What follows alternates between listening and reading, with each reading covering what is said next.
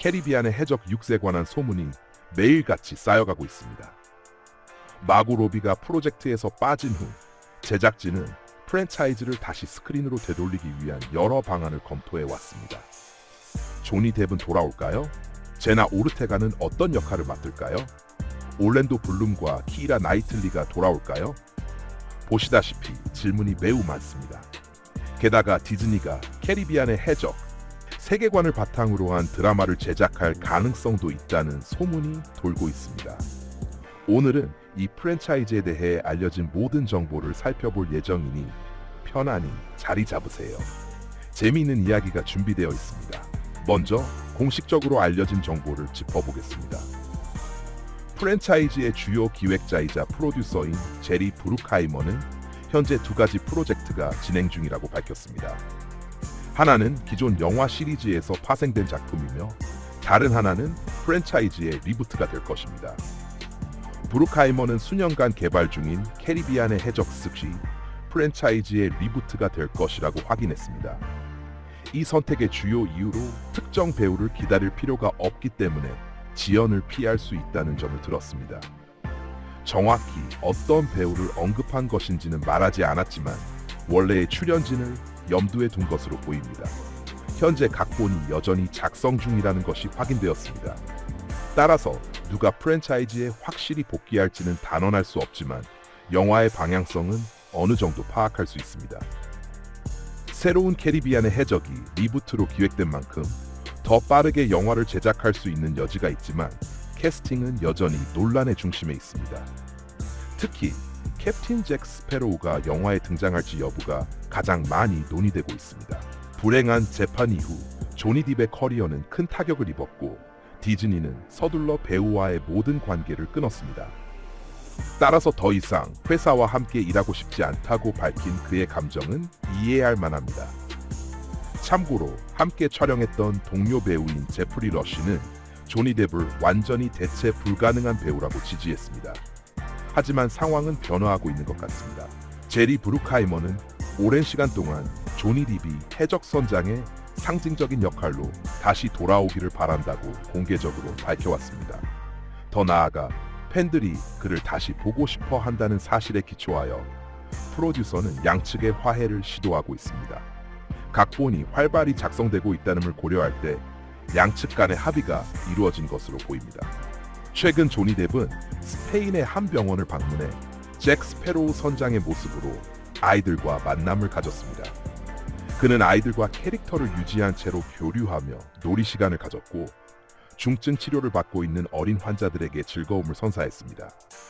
그의 영화 복귀에 대한 질문은 없었지만 많은 사람들은 그의 의도를 잘 이해했습니다. 조니 뎁은 잭 스패로우와 깊이 연결되어 있으며 그와의 작별은 결코 쉽게 하지 않을 것으로 보입니다. 따라서 그가 캐리비안의 해적 6에서 어떤 비중을 맡든 캡틴 스패로우는 확실히 등장할 것입니다.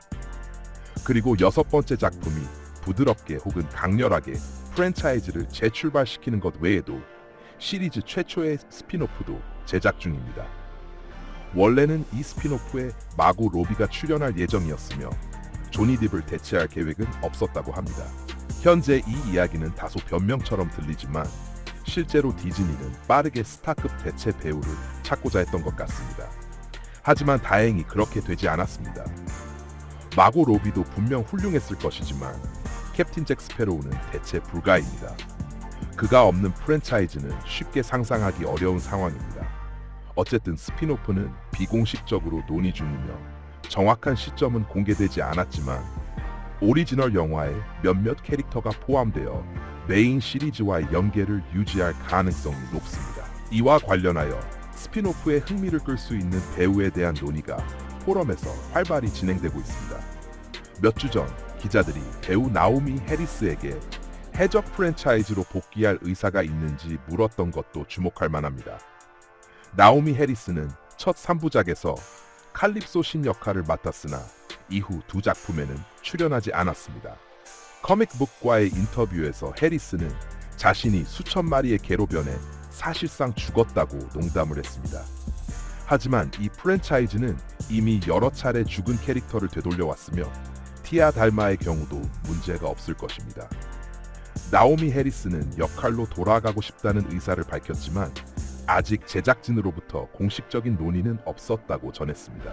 오랜도 블룸의 경우 배우는 언제든 윌 터너 역할로 돌아갈 준비가 되어 있습니다.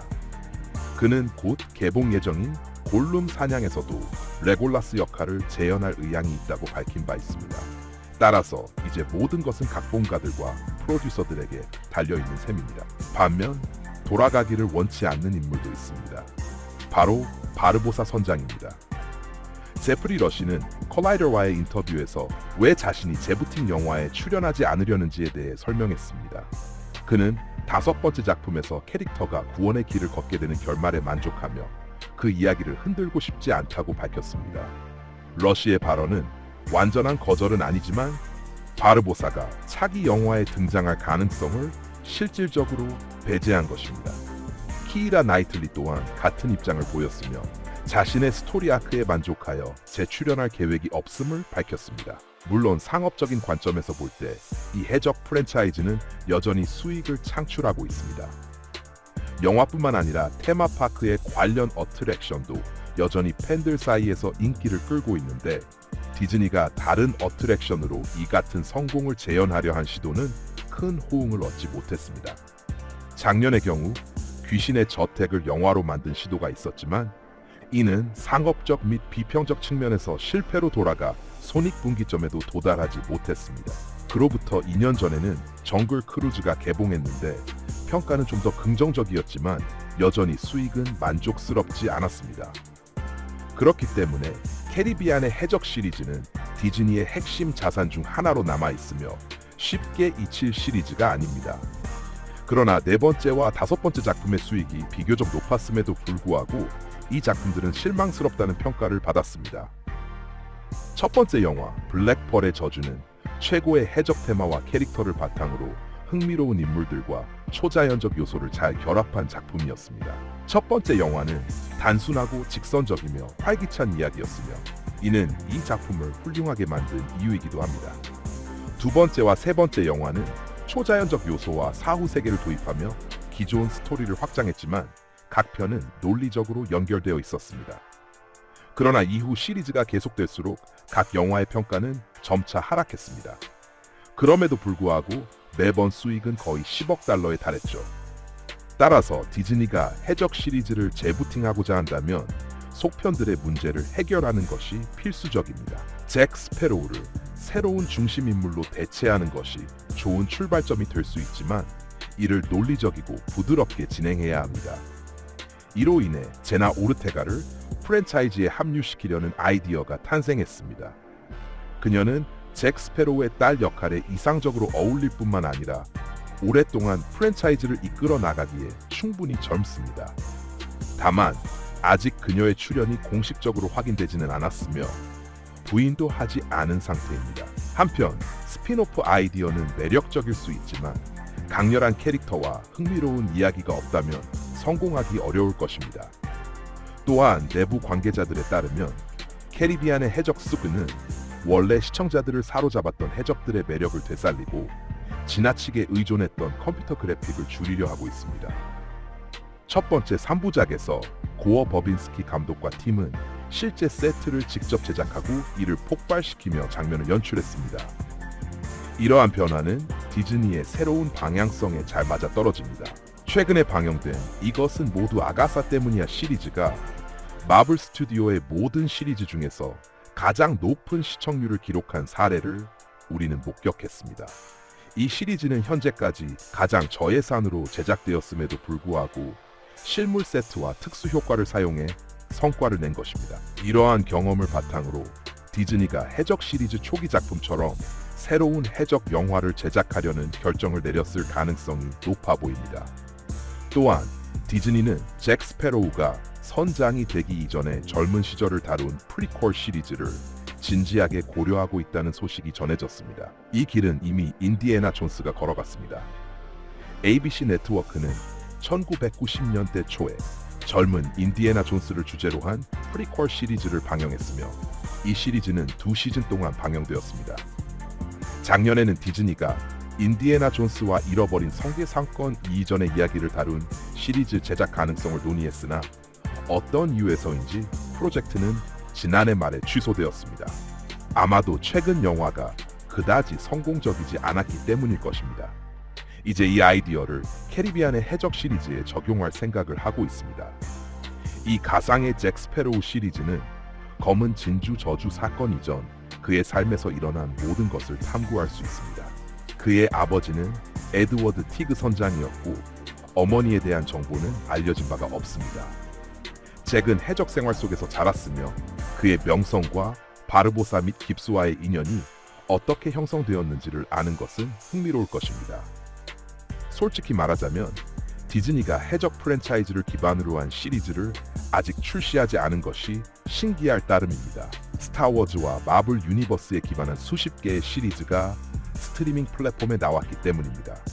그런데 과연 젊은 잭 스패로우를 잘 소화할 수 있는 배우는 누구일까요? 이 점에 대해 댓글로 논의해보는 것을 제안합니다. 어쨌든 캐리비안의 해적육은 최근 몇 년 동안 가장 기대되는 영화 중 하나입니다. 하지만 개인적으로는 디즈니가 조니 뎁을 에피소드 역할로라도 복귀시켜야 한다고 생각합니다. 그렇지 않으면 영화는 실패할 수밖에 없습니다. 잭 스패로우의 젊은 시절에 대한 시리즈가 필요한지, 그리고 그 없이 6번째 영화의 성공 가능성에 대한 여러분의 의견을 댓글로 남겨주세요. 오늘은 여기까지입니다, 친구들. 새로운 영상에서 다시 만나요.